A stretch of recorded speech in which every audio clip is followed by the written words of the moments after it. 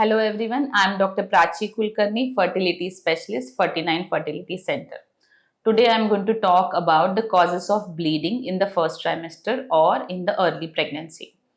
So after a pregnancy which has happened after taking ART treatment either in the form of IUI or IVF, it's always stressful for the patient that they feel the pregnancy should continue normally, there should not be any problem in the pregnancy, and they are overly concerned or sometimes even too much stressed about some minor things which may happen in a normal pregnancy. So, normal pregnancy may have some sort of giddiness or altered taste in the mouth or malaise kind of feeling, means you may feel feverish, but actually it's not fever. You may feel too much tired or you may feel extra sleepy than otherwise. So, these are the normal symptoms of the pregnancy. Even having a little bit of brownish spotting can be a normal symptom of pregnancy, but especially when it happens in a pregnancy after an IUI cycle or an IVF cycle, patients feel concerned. So, today I'm going to talk about the causes of spotting or bleeding in the first trimester or the early pregnancy after ART treatment. So, the most common cause of spotting or bleeding in pregnancy is implantation bleeding. So, what happens in implantation process is the embryo starts invading inside the endometrial layer and starts getting making new blood vessels and connections to the uterus so that it receives its nutrition.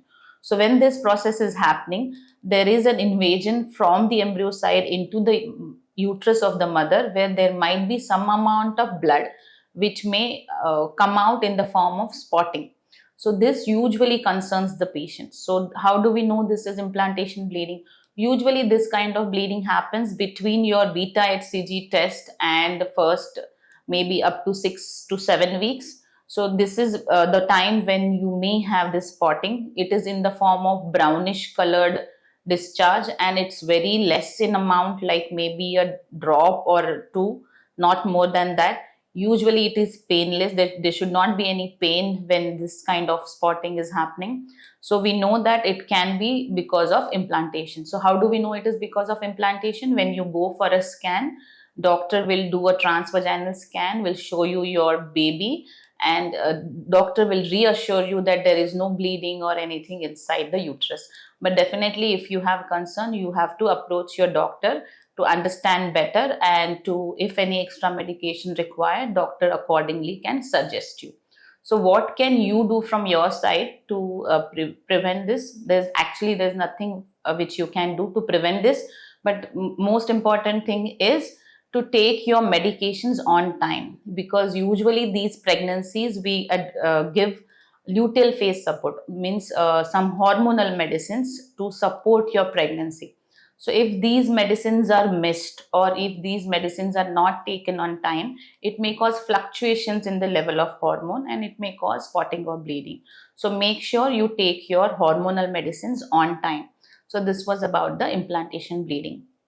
The second cause of bleeding in the first trimester can be a failing intrauterine pregnancy. So failing intrauterine pregnancy means the implantation has happened, but unfortunately the pregnancy is not growing further.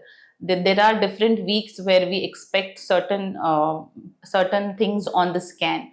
Like at 6 weeks, we will expect a gestational sac with a fetal pole and heartbeat in the on the scan. So these things are to be seen on the scan. Suppose by chance some of these things are delayed or not seen, usually there is a particular time period where we wait for these things to develop, because the pregnancy has just implanted. We have to give some time for it to develop. So sometimes your doctor will ask you just to continue medications, do not take the stress, and wait for the next scan to know if the pregnancy is growing properly or advancing properly or not.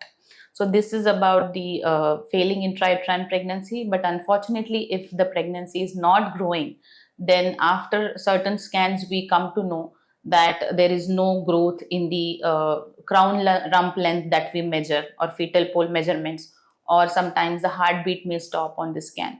So this can be the reason for the spotting or bleeding in the initial months of pregnancy. Now, one more cause which is actually something which is of concern is can be because of ectopic pregnancy. So ectopic pregnancy is a pregnancy which happens outside the uterine cavity. It can be either in your previous cesarean scar, or it can be in the tubes or fallopian tubes. So these are the most common sites. There might be other sites where we can call it interstitial ectopic pregnancy, ovarian ectopic pregnancy. So when this pregnancy implants at sites other than the uterine cavity, this may cause certain amount of spotting and bleeding. But this amount of spotting and bleeding can be more, not like implantation bleeding, and it can be fresh bleeding also at times. So red color, fresh bleeding, it's more than few drops. Sometimes it may be associated with abdominal pain, or sometimes even episodes of fainting or giddiness or blackout. So these kinds of bleedings are of concern, wherein you should immediately see your doctor or go to hospital and get your scan done to make sure that there is no danger for you.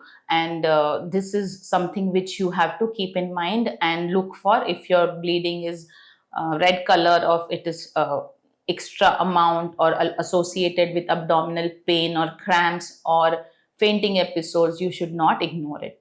So other cause of bleeding can be, we call it subchorionic hemorrhage, where what happens is there might be some problems with the developing blood vessels, and there might be some amount of bleeding which is fresh red bleeding. Again, it may not be associated with any pain, and when we do a scan, sometimes we see a small clot beyond the pregnancy or around the pregnancy. So then your doctor may advise you certain medications to take care of the clot, and usually it should resolve and your pregnancy should continue naturally. So with this was about the first trimester bleeding causes, and I hope this was helpful. And I wish you all the best. And if any kind of these symptoms, if you see, please consult your doctor for further advice and take the medications on time. Thank you.